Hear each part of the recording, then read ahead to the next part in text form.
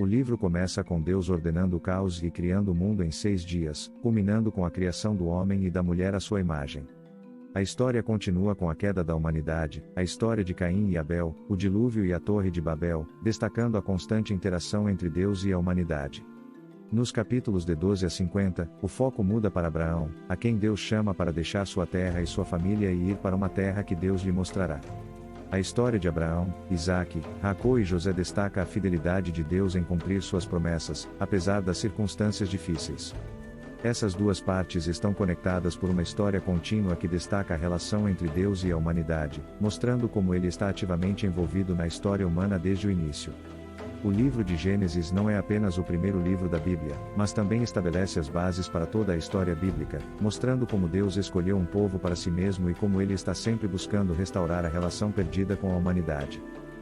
A escuridão descrita na segunda frase da Bíblia e disse que Deus traz a ordem, a beleza e a bondade, ele cria um mundo onde a vida pode florescer. Deus faz essas criaturas chamadas humanos, ou Adam em hebraico. Ele cria os humanos à sua imagem, o que está relacionado com o seu papel e propósito no mundo de Deus. Os humanos são criados para refletir o caráter de Deus no mundo, são designados como representantes de Deus para governar seu mundo em seu nome, o que neste contexto significa aproveitar todo o seu potencial e cuidar dele. Transformá-lo em um lugar onde ainda mais vida possa florescer. Deus abençoa os humanos, essa é uma palavra-chave neste livro. Ele lhes dá um jardim, um lugar onde podem começar a construir este novo mundo. A parte importante é que os humanos têm uma escolha sobre como vão construir este mundo, representada pela árvore do conhecimento do bem e do mal.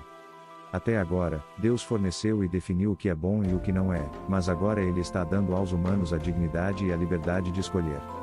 Será que eles vão confiar na definição de Deus para o bem? E vão buscar autonomia para definir o bem e o mal por conta própria, o que é um risco muito grande. Rebelar-se contra Deus é abraçar a morte, porque você está se afastando do próprio doador da vida. Isso está representado pela árvore da vida. No capítulo 3, uma figura misteriosa entra na história, a serpente. A única coisa que sabemos sobre a serpente é que é uma criatura que Deus fez, mas fica claro que é uma criatura em rebelião contra Deus. Ela quer levar os humanos à rebelião e à morte. A serpente conta uma história diferente sobre a árvore e a escolha. Ela diz que buscar o conhecimento sobre o bem e o mal não trará a morte, mas sim garantirá a vida e os fará como deuses. Isso é tragicamente irônico, porque sabemos que os humanos já são como deuses, foram feitos para refletir a imagem de Deus. Em vez de confiar em Deus, os humanos buscam sua própria autonomia. Escolhem o conhecimento do bem e do mal para si mesmos, e instantaneamente toda a história sai de controle. A perda ocorre nas relações humanas. De repente, o homem e a mulher entendem que são vulneráveis. Não podem confiar um no outro. Eles fazem roupas e se escondem um do outro. A segunda perda ocorre na intimidade entre Deus e os humanos. Eles correm e se escondem de Deus.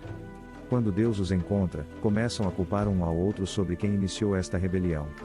Neste momento, a história para e começa uma série de poemas curtos nos quais Deus declara, primeiro à serpente e depois aos humanos, as consequências trágicas de seus atos. Deus primeiro diz à serpente que, apesar de sua aparente vitória, está destinada à derrota e a comer poeira.